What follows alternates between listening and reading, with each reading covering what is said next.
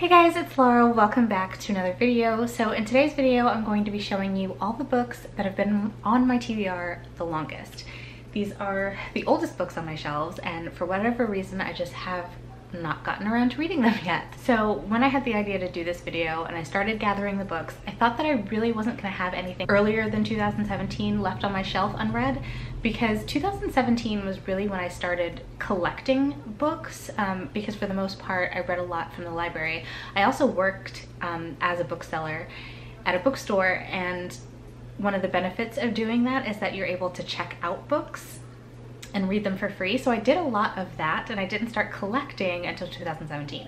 But it turns out that I have quite a few that are before that time that I still haven't read yet. So I don't know why. I need to figure out a way to make these a priority. And so I'm kind of calling myself out here, hoping that this video will help me to be more accountable and read some of these books that have been on my TBR the longest. So I have a total of 12 books here. I'm going to start with number 12 and we're going to work our way down to number 1. So coming in at number 12, we have Elusive by Emily Lloyd Jones. So this is, as far as I know, a book about a pandemic. A global pandemic. Vaccine was actually created to stop it. However, a very small percentage of the population that took the vaccine ended up getting superpowers. The people who end up having these superpowers, they have two options: either serve their country or be called a traitor and be hunted down. It also says that some people chose a third option: live a life of crime. So I think our main character in here has the power to change her appearance, and she comes together with a group of other criminals to pull off some huge job, something like that. It sounds really good. I've had this on my shelf since August of 2017. So I bought this in late August of 2017. Still haven't read it. It has gone through 3 years worth of unhauls that I've done on my shelves. So obviously I want to read this. And I've heard a lot of good things, not about this book in particular. I haven't heard anyone talk about this book, but I've heard good things about the author. I've heard people say that she's very underrated. So I definitely want to read this book, and I want to read more from her. I just don't know why I haven't gotten around to it yet, but that is number 12. Coming in at number 11, we have The Strange and Beautiful Sorrows of Ava Lavender by Leslie Walton. So when I first started watching BookTube was back in 2017, and this was one of the books that I heard people talk about repeatedly, and so obviously that made me want to pick it up. I don't really know what it's about. I know that it's magical realism, and I think it's about a girl who was born with wings, but I've heard since then that it's more of a generational type story, and I'm very interested in it. I've heard that Leslie Walton has absolutely beautiful lyrical writing, so I really want to read this one, and this one I bought mid-August of 2017. So why I haven't read it yet, I don't know, but I definitely want to get to it. Next on my list at number 10, we have A Thousand Nights by E.K. Johnston, which is A 1001 Nights retelling, which I'm really excited about. I absolutely love retellings of that story, even though I've never read the original tales, but I always love retellings. And this one I think is another one that I heard people talking about on BookTube. I'm not sure, but I remember picking this up from Book Outlet. It was one of my first ever Book Outlet purchases, and that was again back in 2017. I think it was like in July of 2017 if I'm not mistaken. It was either June or July. So I've had it since then and still haven't read it. In fact, I have put this on a couple of TBRs since starting my channel and still haven't read it. But I still haven't gotten rid of it because I am very interested. I'm very intrigued. I definitely want to give this one a try. Let me know down below in the comments if you've read it and what you thought of it. Coming in at number 9 is The Cabinet of Curiosities, 36 Tales Brief and Sinister. And this is by Stefan Bachman, Catherine Catmull, Emma Trevane, and Claire Legrand. Claire Legrand is actually an author that I have read before and really enjoyed.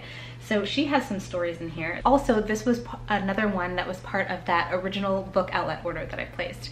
So I think it might have been an issue of like adding extra books on to get free shipping or something, but it did sound interesting to me at the time, and I still haven't gotten rid of it after 3 years. So I mean, I am interested in reading it still. It also has illustrations throughout it, And I'm really excited to get to this one. I think especially now with autumn coming up and the spooky season happening, I think that this would be a good one to get into then. But I'll have to look it up and see, because I think that it is middle grade. I know that Claire Legrand also writes middle grade. So again, if you've heard of this or read it, let me know. Coming in at number 8, I have Jane Unlimited by Kristen Cashore. This was actually a part of a set of books that I believe it was Penguin Teen sent to my store as art copies. So this is the art copy of Jane Unlimited, and I read since then all the other books that were in that package, but I still haven't gotten to this one. I think it was like summer of 2017 that I got this one. It came out in September of 2017, so yeah, this is another 3-year-old book on my shelf, and I don't really know what this one is about, but I do know that Kristen Cashore wrote the Graceling series, and a lot of people love that series from her. I think that this is more sci-fi. I think this shows 5 different choices that the main character could have taken, and then we explore each of those decisions and where they would lead, type of thing. So I've been interested in reading this one. I've actually thought about unhauling this several times since going over my shelves, but never have. So I mean, I think that's a sign that I do want to read it.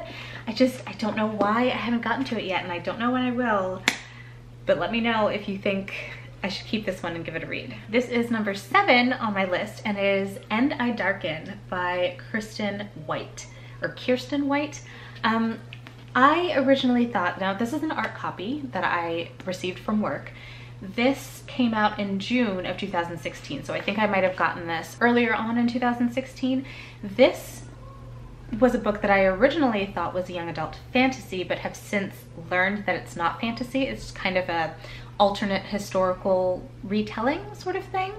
And I'm not really into historical fiction at all. There has been occasions and exceptions to that, of course, but historical fiction is not really my thing. I really don't know what this is about.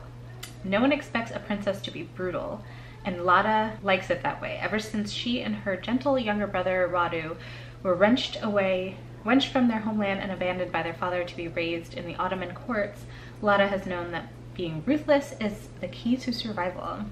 So, I mean, it sounds sort of interesting. So I've kept it around because I wanted to give it a try, because I've heard so much good things. But if there's no actual fantasy elements in this, I don't know that I would particularly be too interested in it.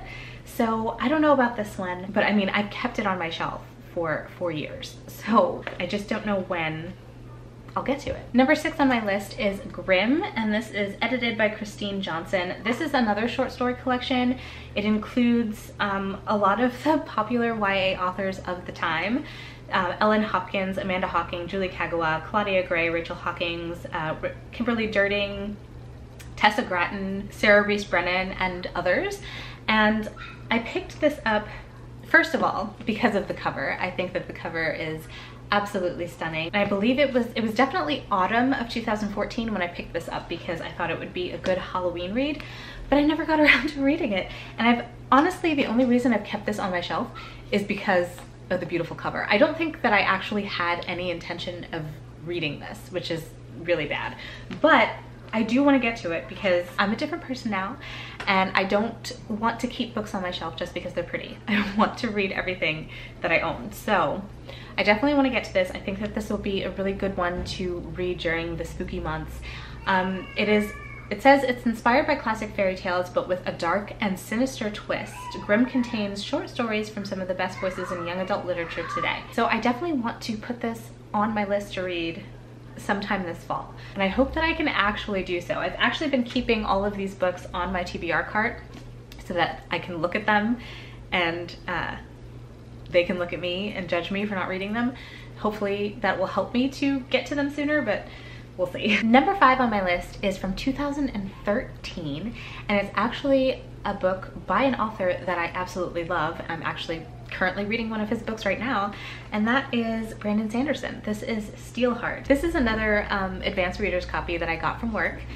It was published in September of 2013, so this came my way sometime in 2013, and I still haven't read it yet. And even since I've started reading Brandon Sanderson's books and loving them, I still haven't felt the need to pick this one up. I'm definitely more interested in Sanderson's adult works as opposed to his YA, and I've heard some very mixed reviews on this particular series. I think that this is about superheroes. It says 10 years ago, calamity came. It was a burst in the sky that gave ordinary people extraordinary power. The odd public started calling them epic. Epics are no friends of man. With incredible gifts came the desire to rule, and to rule man, you must crush his will.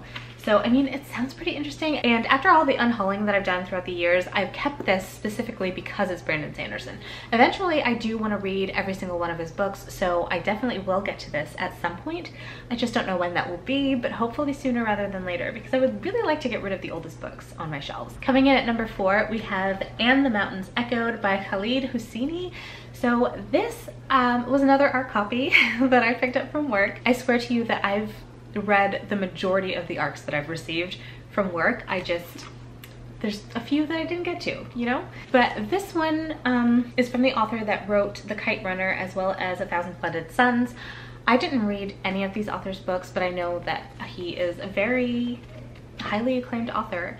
And I kept this one around because of that fact, assuming that I would get around to reading his other 2 books first, but I never did. It says it's a multi-generational tale revolving around not just parents and children, but brothers and sisters, cousins and caretakers. Explores the many ways in which family members love, wound, honor, betray, surprise, and sacrifice for one another at the times that matter most. So I've learned this about myself actually just this year, that I really enjoy multi-generational stories. So I've kept this one, and I hope that I really will enjoy it once I get around to reading it.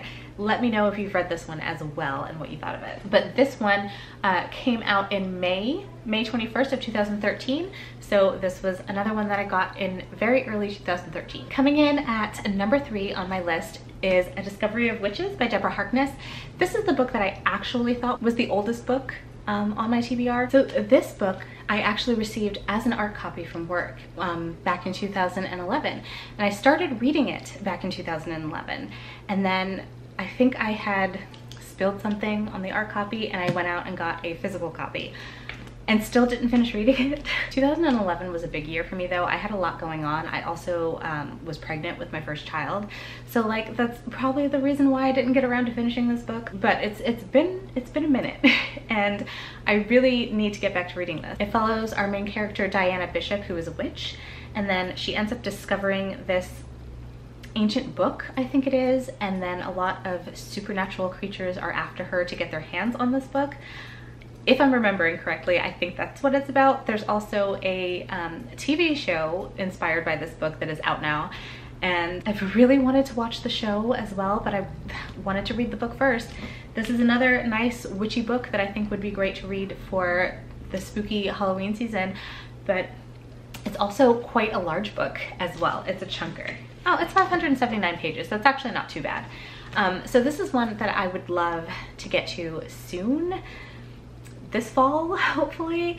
We'll see if it actually happens, but I am still interested in it, and I've heard nothing but good things about this book in this series, so definitely one I want to keep around. Number 2 on my list is Physics of the Impossible by Mikio Keiko. If you don't know, Mikio Keiko is a theoretical physicist and is one that I've been very interested in reading from for quite a while. I've read, I believe, one of his other books. I don't remember which one it is, but I bought this book back in February of 2010 and still have not read it yet. I know that as soon as I picked it up, I did start reading it. I don't remember how far I got into it because that was so long ago, but I did start reading it. I just never finished it. And I tend to do that a lot with nonfiction. I'll be incredibly interested in a subject and I'll pick up a nonfiction book about it and then read a little bit of it and never finish it and just keep it forever. That's kind of what I do, and I would really like to break out of that habit and actually finish nonfiction books that are on my shelf. So this is one I definitely want to get to. And this goes into things like teleportation, time machines, force fields, and interstellar spaceships, and talks about whether these things of science fiction can actually become a possibility, which sounds absolutely awesome to me, which is why I picked it up in the first place, and just need to go ahead and get around to reading it at some point. I'll probably pick up the audiobook for it if I can. And then finally, we have the oldest book on my physical TBR that I still have not read. All the way back from 2007 is when I got this book, and that is Wuthering Heights by Emily Bronte. This edition does not have a dust jacket. I don't know if it ever did, but I'll show you the spine there. It's a really pretty edition. It's also illustrated, so that's pretty interesting. I've never read Wuthering Heights, and I think you guys know by now how I feel about classics. I don't like them. So that's probably why I haven't picked this one up yet. This was actually a gift from someone. I've kept it around because of the sentimental value that is associated with it, but I would actually like to read it someday. Ideally, I would love to get through all 12 of these books before the end of the year, but I know that that probably won't happen, so I don't want to make that an official goal or anything. But these 12 books are definitely books that I will be working on at some point during the year, probably into next year as well. So that is going to be it for today's video. I hope you enjoyed. Do let me know down in the comments below if you did, and if you have any thoughts or opinions about the books that I mentioned today. Especially encourage me to read any of these that you really loved. You know I love hearing from you down in the comments. But that's going to be it for today's video. If you like this video, don't forget to give it a thumbs up, hit subscribe, and I will see you in my next one. Bye guys!